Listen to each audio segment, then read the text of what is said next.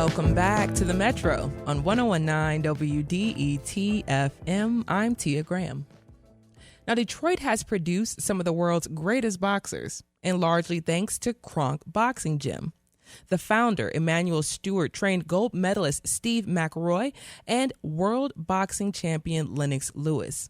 Kronk Boxing Gym has been out in Westland, but recently they're announced they're moving back to the city of Detroit. Their new home will be in the renovated Brewster Wheeler Recreation Center. We spoke with John Lepak, and we also spoke with professional boxer Tariq Salmasi ahead of the 2024 Summer Olympics. Here was their conversation. Well, Kronk was dormant for some time. Unfortunately, there was a flood at the last Detroit location that was under the management of Emanuel's wife, Miss Marie Steward, and his daughter, Sylvia Steward. And took a couple of years. They regrouped out in Westland and formed an amazing nonprofit youth program for kids ages 8 to 18 with a gentleman out there who was a former boxer and athletic chairman himself. And now the time is right. So I was brought back into the picture and assembled a solid group of business-minded individuals. And for me, it's a natural. We want to get back to the city of Detroit, and Kronk belongs in Detroit, and it is a part of the community, and we're looking forward to becoming Detroit's next franchise and rebuilding the dynasty. I love that. Could you go into the original location and some of the things that you all were able to produce when you were in Detroit? Kronk was a pillar in the community first and foremost. It allowed kids like myself and Tarek a place to get off the streets, a place where, in many cases, parents couldn't afford to send their kids to other programs. So by being a city rec center, again, it gave us a chance to not only just box, but there was a swimming pool, there were after-school programs, there were programs for seniors. So it really was a gathering place for the community, far beyond just a boxing gym. Yeah, and Kronk's trained a number of talented boxers throughout the years. What do you see as Kronk's role in the community beyond being a part of boxing? You talked a little bit about after-school programs and different things like that. So what do you see the role of Kronk in the community? That's a great question. And I think it leads to, Emanuel's original vision, where we know that all the kids that come in the gym are not going to go on to Olympics or professional success, or even in some cases Hollywood success, which Tarek has experienced all three. And with this new partnership that I am not in a position to expose too much today, but I'll share with you a little that we will have a very strong component in making sure that we have job training skills, providing job opportunities, community involvement with parents. We want to work very closely with the mayor and his administration on playing a part in helping reduce gun violence and conflict resolution again. And just we really want to be a part of the community in all aspects. And John, just sticking with you for one more question, because you talked about job training and opportunities and different things like that. I'm thinking about the connection between the city of Detroit, of course, boxing, and then just the importance of making sure that young boys and women as well, but young men have this space and this place. And if you could just talk about having that space where young men can go and have a community. Absolutely. And it's something, again, that, I think that we need to really get back to. There's nothing wrong with getting in the gym. And like I said, if you don't want to lace up the gloves and you find out that, getting punched in the nose is not to your liking and not something you want to do, at least you can take away the lessons that boxing has taught people like Tarek and I with things like discipline, self-belief, confidence, being able to get up off the floor when life knocks you down. And, I can't speak for Tarek, but I can tell you there's not a day that I wake up where I do not apply some sort of lesson that the great Emanuel Steward and my fellow brothers and sisters at the original Kronk Gym taught me that I apply every day in my life. And so thank you so much, John, for that. We're going to transition over to Tarek. Tarek? That was good. That was good, John. So Tarek, how did you start boxing and training with Kronk? I originally started boxing at 8 years old. Oh, wow. And out of Dearborn at a rec center.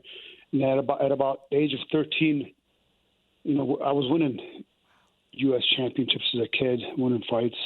and Emanuel Steward kind of recruited me, myself and another fighter by the name of Obakar, who was a top amateur as well, and kind of recruited us to go to the Kronk Gym.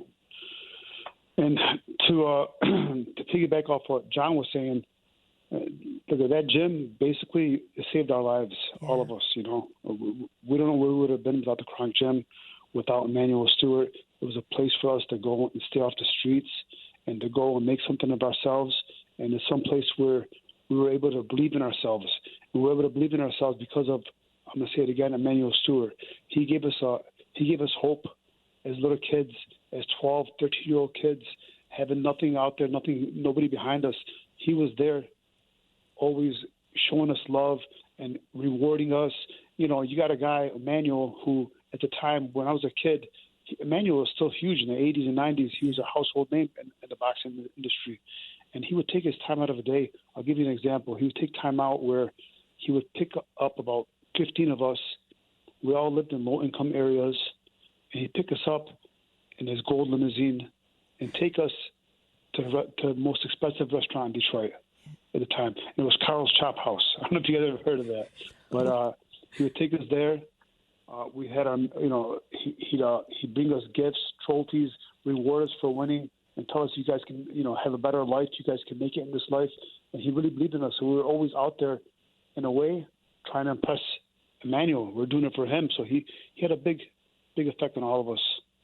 And we're trying to bring that Kronk Gym back to Detroit, which is going to happen, and continue the legacy that Emanuel left.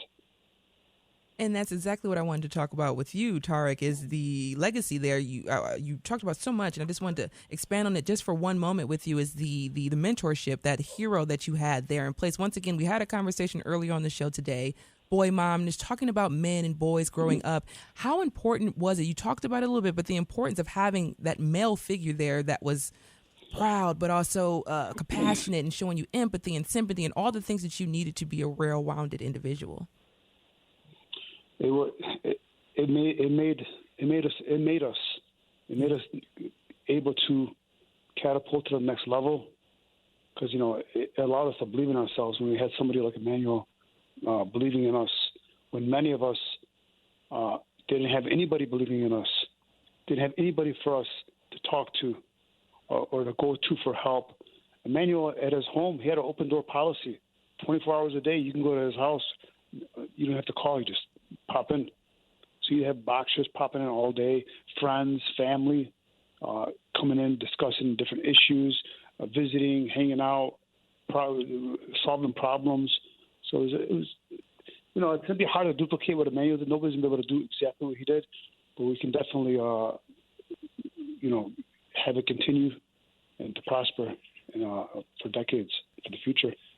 And Tarek, what was your experience competing at the 1992 Olympic trials?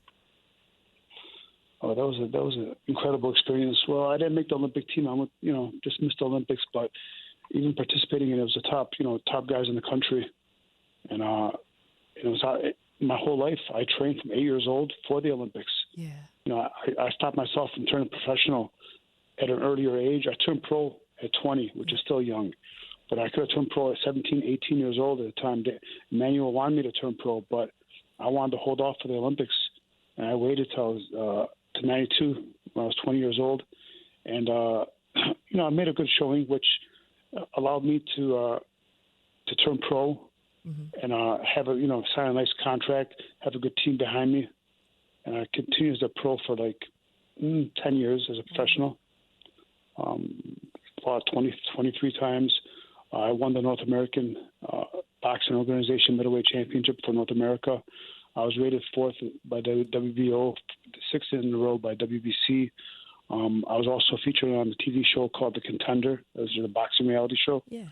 Season 1 of that. And then I retired and got into the real estate business, which I'm doing today. Nice. So, this to both of you, as we're ending the conversation right now, to John and Tarek, just talk about what you all hope to see from Kronk as it continues on, especially as it returns to Detroit. What are the things that you all will both want to see? We're going to start with you, Tarek.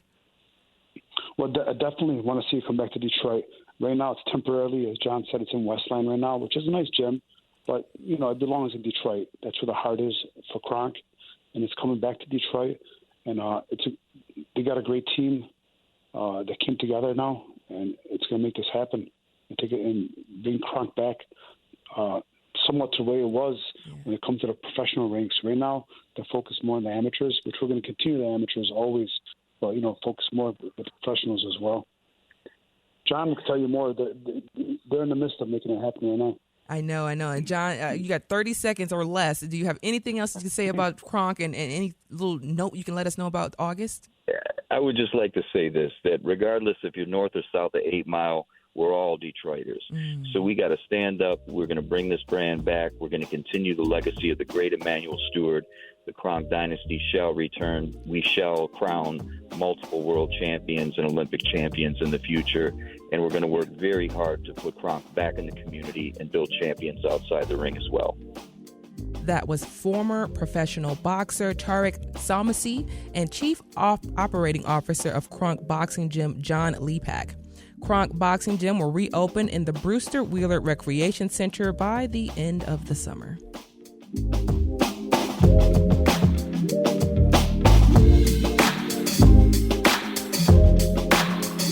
From the WDET newsroom and your personal feelings, an extreme heat warning is in effect for Genesee, Macomb, Oakland, and Wayne counties until 8 p.m. Tuesday. Heat index values will exceed 100 degrees. Find air-conditioned spaces to cool down, drink plenty of fluids, and take action if you or someone you know shows signs of heat exhaustion or heat stroke.